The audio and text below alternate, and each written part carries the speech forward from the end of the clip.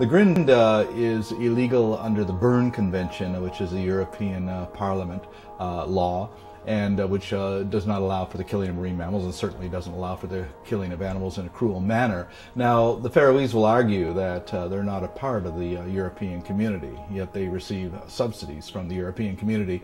So our argument is that if you're going to receive subsidies from the EU, then you should abide by the EU regulations, and we believe that it's Denmark's obligation as a member of the EU to bring this protectorate of the Faroes into line with the regulations of the European Union.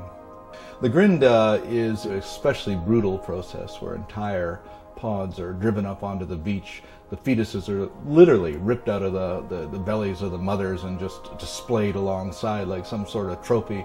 The whales are stabbed and bludgeoned, their eyes are poked out. Children participate in this. It's barbaric, it's savage, and it has no place in the 21st century. We first went to the Faroe Islands in 1983 when, to investigate what was going on there. We returned in 85 and again in 86. In 86 we took a BBC film crew and we did the documentary Black Harvest. And then we returned again in the year 2000 and then 2010 and of course in 2011. So it was a successful campaign. Not a single whale was killed while the two vessels were patrolling those waters. And it's been a long process. We haven't been able to afford to go there every year. We've gone there periodically, and try and keep the pressure on and try to expose this. And I think that this year we've really been able to get that exposure out to the entire world through Whale Wars Viking Shores.